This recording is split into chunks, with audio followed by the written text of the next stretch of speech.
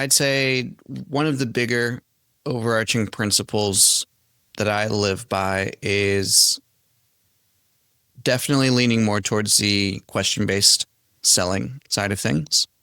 In sales, a lot of people, when they come into it, or business owners who are selling their services, come in with the wrong expectations. Think that sales is this thing where you've naturally got the gift of the gab, or you are able to talk somebody's ear off until they buy. And it's super normal, right? Society portrays that in movies, social media, and pretty much everywhere, that that's what sales is. But I think anybody listening will realize very quickly that that's not very helpful in sales. Instead of talking at prospective customers, I would rather ask questions that allow this person to realize things for themselves.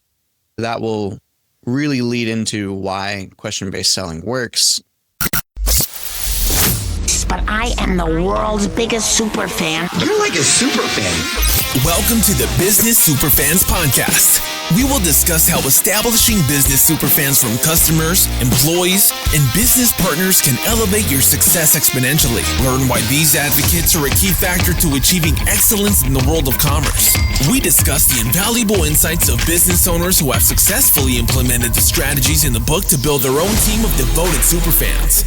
Gain insightful knowledge from the experts who create applications that help you create passionate superfans.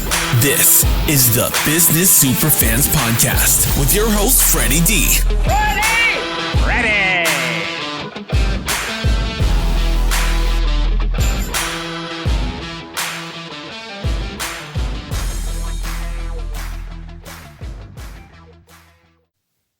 Hey, Freddie D here. In this episode, we're joined by Christian Jack, a master of influence, persuasion, and high-performance sales, and the founder of the Sales Dojo. As a sought-after sales coach and growth consultant, Christian helps scale businesses to 8 figures and beyond through fractional CRO services, one-on-one coaching, and custom sales training. With the deep focus on communication, body language, and leadership, he's empowered hundreds of professionals to elevate their performance and achieve lasting success, both in business and in life. Welcome, Christian, to the Business Superfans podcast. Thanks so much, Frederick. Excited to be here. Yeah, we're super excited to have you here. So tell us a little bit about the backstory of how the Sales Dojo came about. The good old villain backstory. I love them. The Sales Dojo came about from me getting into business and getting into sales, going into different businesses and seeing that one of the biggest, easiest in terms of revenue and growth was from a lack of sales skills and training for their salespeople. After having invested somewhere north of $500,000 into my own training, I really enjoy sales. I haven't been in it for a super long time, but I plan to be. I just found out how much more successful people could be if they learned how to do it correctly. So I decided to go ahead and start the Sales Dojo, helping salespeople, organizations, and one thing led to another. Oh, interesting story. Sales is a fine art and skill set. So you've got to really understand it. People buy emotionally, but they justify it logically. Mm-hmm. So it's how do you connect with them emotionally is really one of the arts in sales. Mm-hmm. And the other aspect is to use your ears more than you use your mouth. Very true. God gave you 2 of them. Let's talk about your approach and some of the things that you've learned. Man, there's a lot to go through there. I'd say one of the bigger overarching principles that I live by is definitely leaning more towards the question-based selling side of things. In sales, a lot of people, when they come into it, or business owners who are selling their services, come in with the wrong expectations. Think that sales is this thing where you've naturally got the gift of the gab, or you are able to talk somebody's ear off until they buy. And it's super normal, right? Society portrays that in movies, social media, and pretty much everywhere that that's what sales is. But I think anybody listening will realize very quickly that that's not very helpful in sales. Instead of talking at prospective customers, I would rather ask questions that allow this person to realize things for themselves. That will really lead into why question-based selling works. One of the biggest principles in the dojo is what you say is gospel and what I say is garbage. I don't want to be saying hardly anything in a sales conversation. I'll be asking questions that get you to say what you believe, think, feel about things. Because at the end of the day, you as a prospect probably don't really care much about me as a salesperson. If you can swallow your ego, the goal is to get this person to make whatever decision is best for them and their future. If that's to move forward with us, great. If it's not, great. But ultimately, to make that decision, they have to come to their own conclusions. They have to come up with their own ideas. They have to talk about their feelings. So whatever they say is gospel. In order to get them to say their gospel, I have to ask them questions. Yep.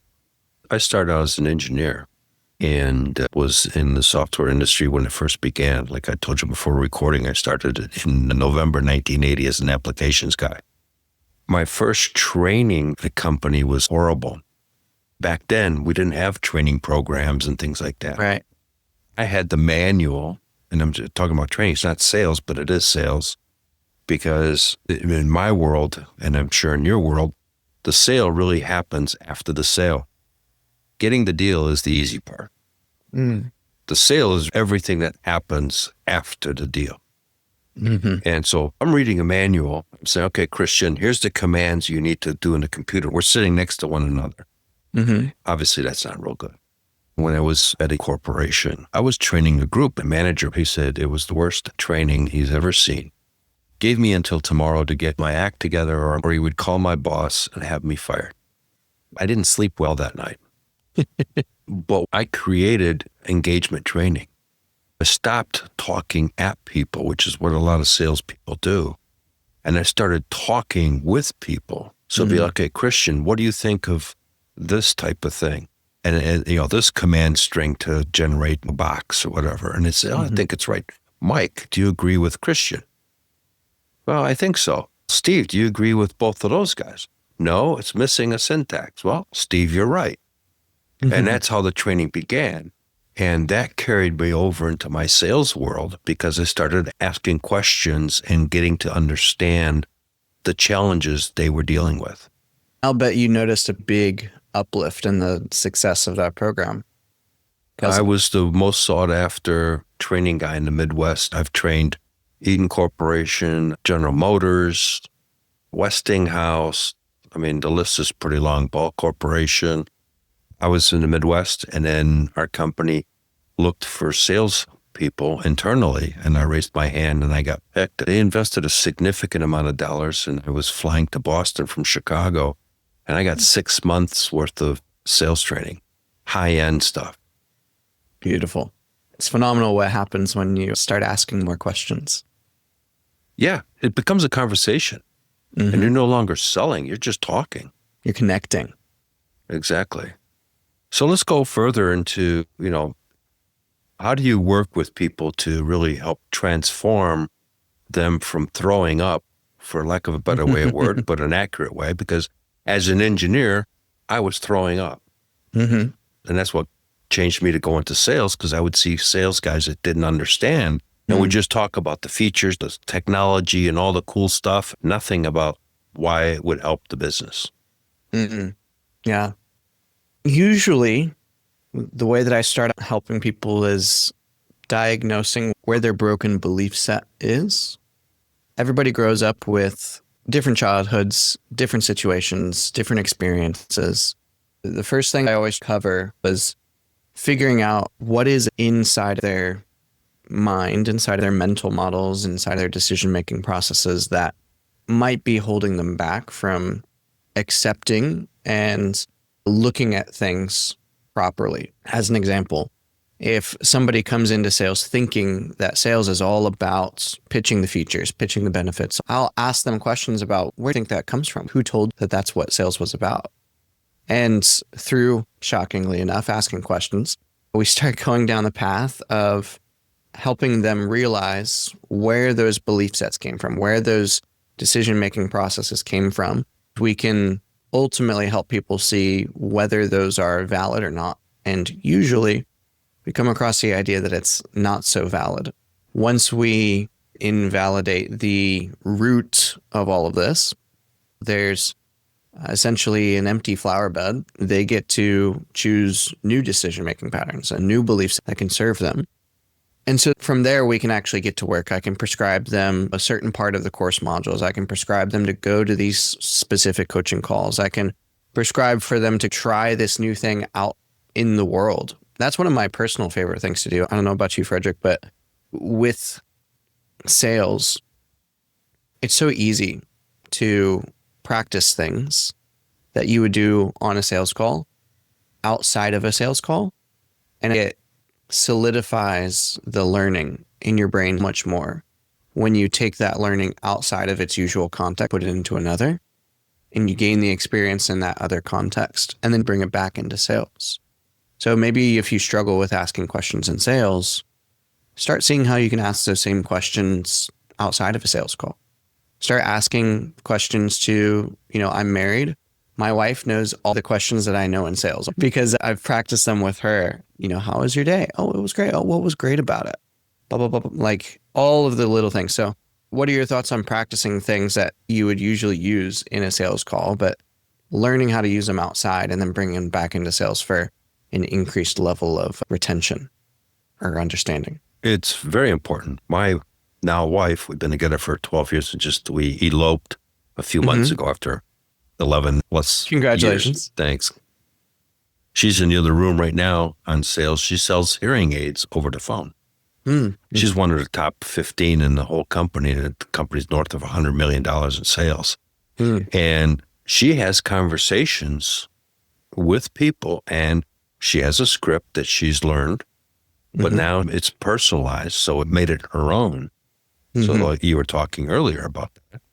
And it's all about questions. She's asking, what's the issue with the hearings? You have wax buildup, blah, blah, blah.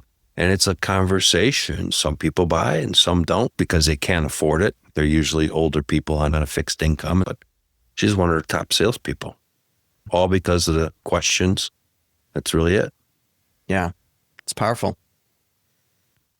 When I was selling manufacturing software, one of my successes was I never got into the features and functions stuff. My style was very different. Back then, we didn't have all the technology that we have today. This was in the 90s. I started actually in 86 was my first sales. I got the plaques on the wall for top sales guy. My approach was very different. I would send out letters to manufacturing people, president, vice president of engineering, and vice president of manufacturing, inviting them to an education seminar about how technology is changing the engineering and manufacturing world. That was my cold marketing. I would use the girls in the executive suites. I hired them to contact those guys and invite them for lunch and learn. Free. We would demonstrate our software about how it's working and how it's changing the technology and the approach. Never really selling, just educating. They would say, would you be willing to come into our office and take a look at our processes and share with us, will this technology help us or not help us? That's inviting the fox in a hen house. Yeah. And I got invited in. You invited me in. I didn't ask to come in. And I closed more sales with that approach because once we got in there, it was, okay, what are the challenges? What are the financial problems? Scrapping metal, that's a 20, 30,000 piece of metal that screwed up. And you can't use it for that project. So now you got to buy another piece of metal. How many of those a year you do? Oh, you scrap 6. Well, that just paid for the technology. Yeah. It's powerful. But people wouldn't have realized that unless you had helped them realize that. Correct. You don't sell, you get people to buy. I think that's what creates superfans, right? What happened, like this one mold shop, they start out 40 people. And over 5 years that I worked with them, they went from 40 people to 140 people. They bought both buildings on both sides of them, built breezeways between the two. And then beyond, they were my super fan in the sense that they would have overflow work. All of a sudden I get a phone call from some guy and it says, Jack over in so-and-so says, I need to get this technology because we're doing overflow work for them and we have data exchange issues. What's it cost me? How fast can you get it in here? That was a sale. Filling out the paperwork took me 30 minutes. We drove there and brought our equipment. The guy goes, I don't need to see it again, like I told you.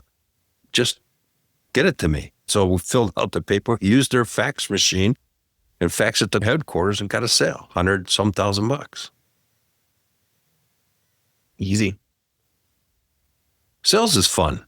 It really is. I don't think people realize how much fun it can be. Especially when you're empowering people and helping them, you're solving their problems or challenges. And now you're a hero to them. So they're your super fan because you transformed their business. Like I mentioned earlier, the sale begins after the sale, in my mind.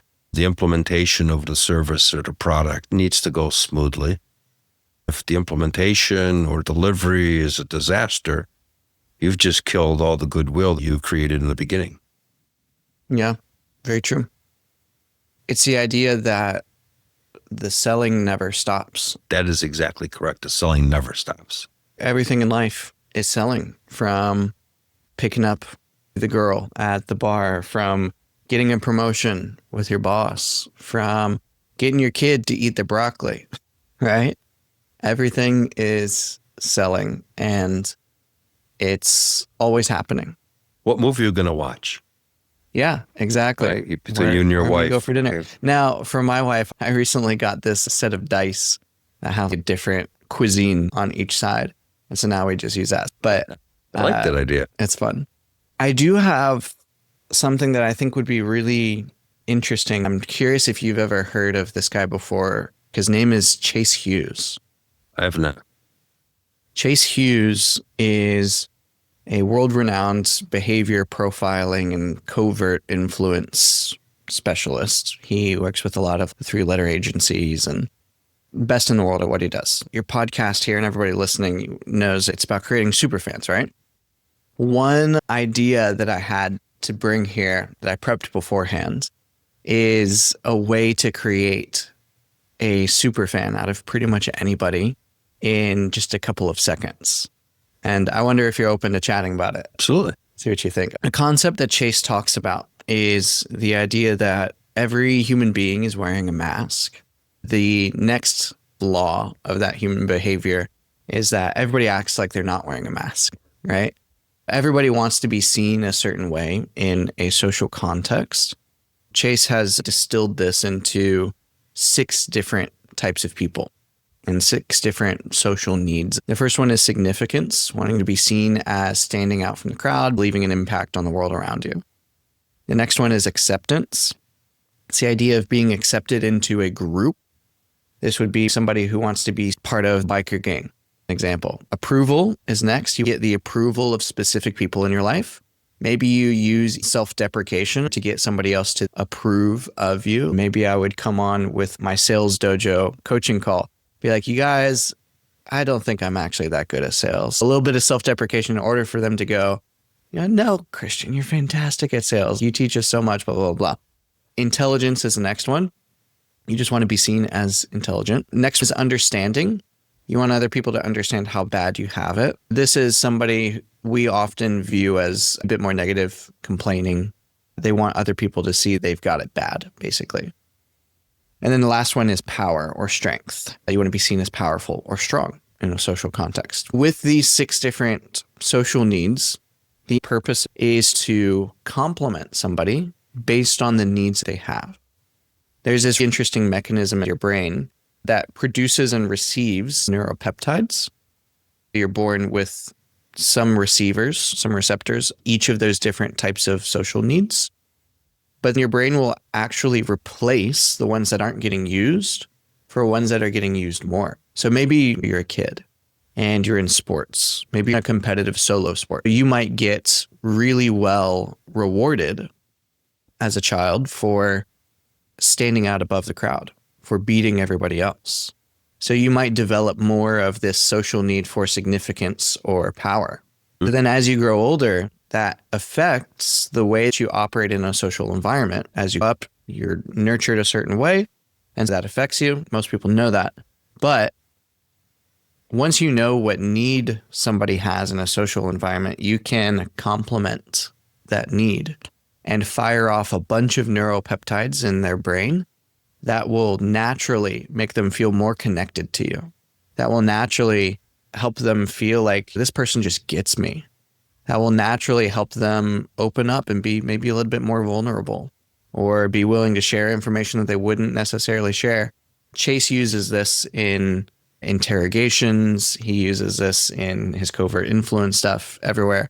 And so from a Superfans context, you can create a superfan in just a matter of seconds by complementing their need.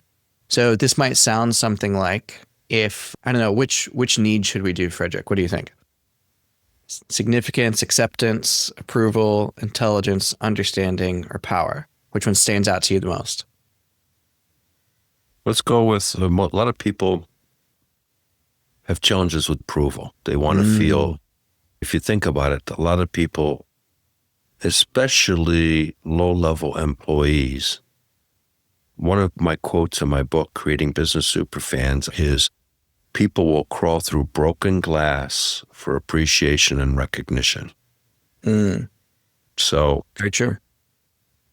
let's go with approval because that associates with what I just said. It's true. So if you have the social need of approval, basically you want to be Recognize. reassured and recognized by other people. And you got to be a little bit careful there because significance could also be being recognized by other people as standing apart from the crowd. There's some nuances here. But then if you think about the opposite of what they need, what they're afraid of, sometimes that can help with coming up with a compliment. If you're needing approval, you might be most afraid of being dismissed, disapproved of, or feeling left out. So when giving an approval mask type person a compliment, I might say something like, Frederick, you do such a fantastic job with the way that you communicate, and you don't rush through things. You focus on what matters. And ultimately, I think that is just absolutely fantastic. An approval need is fairly easy to compliment. Right. Maybe we'll do a power mask. This one is always fun. We've probably been in a sales conversation with somebody that's really dominant, really alpha. They just get to the end, right? Get to the price. I don't need to know. You don't need to ask me all these questions about where I'm at. I just need to know what you do. I'll make the decision. Like that sort of person, it can help them to open up to immediately just compliment them and be like, you know, Frederick, that's powerful. I love how you're just so straight to the point. I think a lot of other people in life just are weak and they don't understand what they want. And I love that you have that strength to be able to go in and get what you want out of life. Love that. And then you might segue that into, in order for me to give you what you want, just help me understand a little bit more specifically, what is it that you want? The simple compliment can turn people into super fans of you personally so quickly. It's scientific, it's neurological, it's chemicals in your brain. And funnily enough, it's pretty hard to get that part wrong in terms of it. If you do things properly, it's a system, it's a process. It works. Oh, yes. You remind me of a short story. Back in my sales days in Chicago, I went to a railroad car manufacturer and they were looking for some technology for engineering and manufacturing. The engineering manager and I got along, but we had to get it approved from the CEO. He's got to sign off on this project. So we get a meeting for him, walk into the office, and I notice it's a monster-sized office, glass wall, Elo pad outside of the glass wall. So we're talking about Mr. Power.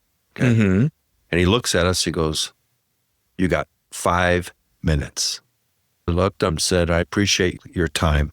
That's the first thing I started off with. I said, okay, go. So I happened to think, and I looked at my watch and proceeded to give the presentation. And I looked again, it was virtually at the 5-minute mark. The universe helps you out every now and then. I stopped. This is my 5 minutes are up. And there was silence in the room. Then he smiled, because he didn't even get up, shake our hands, nothing. I mean, it's burned in my head, because this guy was, mega power. Yeah, He's talking railroad cars, big money stuff. for sure. He smiles, gets up, and asks his engineering manager, "Are you happy with everything?" The guy goes, "Yes." "You okay with the numbers and all that stuff?" The guy goes, "Okay, hang on." Picks up the phone, says, "Please prepare a purchase order for Mr. Dudek." And click, that's it. He walked around and shook his hand and said, "Thank you guys for your time." We were dismissed. It was 100-some thousand sale. One, I acknowledged him for allowing us the time. And most important, I respected his time. 100%. At the end of the day, people are people. Sometimes we have these irrational things that we believe about the world. If we sit down in a coaching session and you're happy to take my advice and view me as the authority and allow me to help you walk through it, I can. But then also sometimes in a sales context, you maybe don't have that authority. Maybe you aren't seen as higher in status than this other person. And so just knowing how to play into the way that they view themselves and the way that they view the world, you won't figure it out unless you are inquisitive, unless you're curious. You ask questions, whether it be internally in your head, like you walk in that office, you see the wall of windows, you see the helipad out there. You probably ask yourself a question in the moment. You're like, I wonder what that means. I wonder what this guy cares about that made him have this big office and not just a normal sized one. Like, why the office with the view of the helipad outside? Yeah. There you go. So you ask yourself questions in order to then ask him questions. And it's just everything is questions. It's great. So Christian, share a story of one of the sales that had some challenges and how you overcame that and won the deal. A sale with some challenges.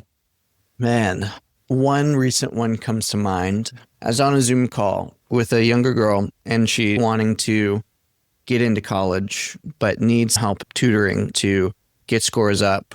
We got to the end of the call, and she doesn't control any of her finances. Her father does. And so we got to the end of the call, and I had already known that was going to be the case, had the conversation, then started to inquire about, what the conversation would be like with her dad. What was his viewpoint on her being able to go to this school? Was he supportive of that? Eventually, it came down to the point where I didn't really feel confidence in her ability to then explain all of this to her father in a way that would actually lead to a good outcome for her and being able to go to her dream school. And so essentially we needed to get the dad on the call and have this really interesting conversation with a protective dad who the daughter didn't feel like was super supportive of her going to the school, who thought that we were a scam, didn't believe in tutoring online, didn't believe in any of this stuff. And so essentially got on the call, and it was this whole power play, right? The dad who has all the control of the finances, who wants to protect his daughter, who knows what's best for her. So many different things at play there. We opened the call, and it was all about getting him to let that guard down and be open to new ideas. In order for somebody to be open, visualize them in a suit of armor. You have to help them take off one piece of armor at a time to get to the point where they are more vulnerable, open to things coming in. That's essentially what we had to do. I did use a couple of needs compliments. I knew that he wanted to be seen as significant in front of his daughter, as well as powerful. Internally, I could also tell that he wanted to be seen as part of a group. He had an alumni sweater for the college he went to. He had a Patek on his wrist. So I knew he wanted to be seen as, Patek watches, as an example, as opposed to a Rolex. A Rolex is like new money.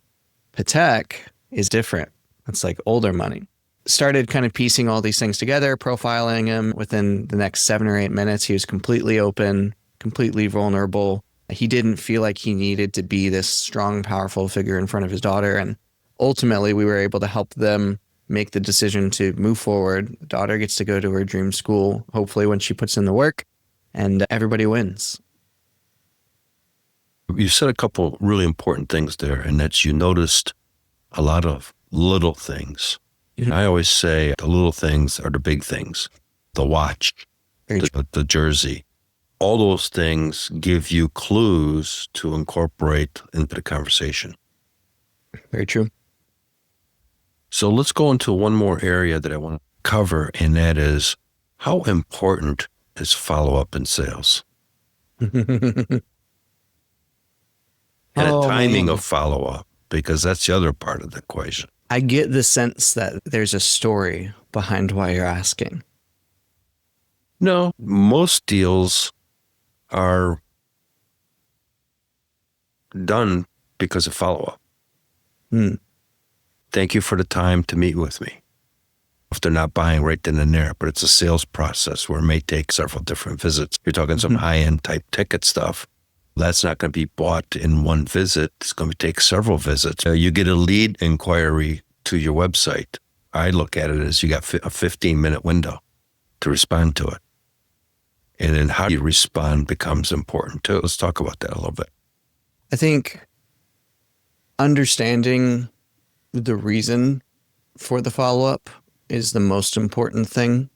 Whenever I'm training people, I want to not just follow up. The person won't necessarily today, but there's a reason behind it. When you plan your follow-up strategy, it's probably going to be different for different contexts, whether you are a landscaper going around neighborhood selling railroad cars to an executive, or selling tutoring to people trying to get into college.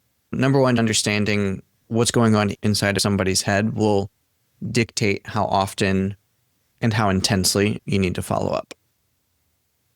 Once you figure that out, you can set the strategy and say, okay, how often am I going to do this? What is going to be the game plan? But I'd say the one thing that I see people miss the most with follow-up is providing more value rather than being a nagging little fly. A lot of people will follow up and just think, hey, I'm just following up on this. Did you get this? That sort of thing. You might get one chance at that, but as soon as you do it once, you've probably ruined your chances for them to open any more of your emails or to actually take any sort of consideration to any more of your texts because there was no value there. I think the more creative you can be with your follow-up strategies, the better, whether it be sending new content from social media. Memes are fantastic. Sending gifts are a really big one when you get into higher level packages. Personalized gifts based on subtle cues from your conversation, what they're wearing, what hanging in their office can do really well. I had a custom piece of art made for one guy that ultimately got me 6 figures in commissions because I sent him that as a follow-up with a little note inside. The more creative and valuable you can make your follow-ups, the more successful they'll be. A lot of people, just because they haven't put enough creativity or value in their follow-ups, think following up isn't worthwhile. But once you figure out how to do it the right way, it becomes quite valuable. Yeah, follow-up incorporates saying thank you. Thank you for your time. Thank you for the opportunity. Even if you don't get the deal, it's important to say thank you. I'm grateful for the opportunity to have been able to present. Maybe today is not the right time, but let's stay in contact. Don't slam the door closed. Keep the door open because a lot of times it's all about timing. This might not be the right time, but 6 months from now, 9 months from now, it may be the right time. So if you handled it professionally with the thank you for their time, respecting that person, they'll reach back out. I've had things where a year later, all of a sudden, they come up and say, hey, we talked about this. I'm ready. And maybe they even know somebody else that could benefit from what you're doing as well. Yep. Christian, as we come closer to the end here, how can people find you and connect with you? The best way will probably be the link in the show notes. I've made a special page just for people who are listening here. There's some free stuff on there, some cheap stuff. The link will be down there, thesalesdojo.co/superfans. If you want to get in contact with me, you can find me pretty much anywhere. The fastest response will probably be on Facebook or the contact form on the salesdojo.co website. Great conversation that we've had. We could talk for hours on sales. It's fun to actually speak to somebody that understands the sales process and everything else. So thank you for sharing all the great nuggets that you shared for our listeners. And we look forward to having you on the show down the road. Appreciate you, Frederick. It was a great one. Hey, Superfan Superstar, Freddie D here. Before we wrap, here's your 3A playbook: attract, advocate, and accelerate your business. Power move for today. Here's this episode's top insight. Elite sales don't start with your pitch. They start with your observation of the individual, their body language, environment, and tone, followed by questions that unlock what's unspoken. So here's your business growth action step. Practice this approach with 3 people this week so it becomes second nature. Then in live sales settings, ask real-time questions that uncover what truly drives their decisions. If today's conversation sparked an idea for you, share it with the fellow business leader who would benefit, and grab the full breakdown in the show notes. Let's accelerate together and start creating business superfans who not only champion your brand, but accelerate your growth.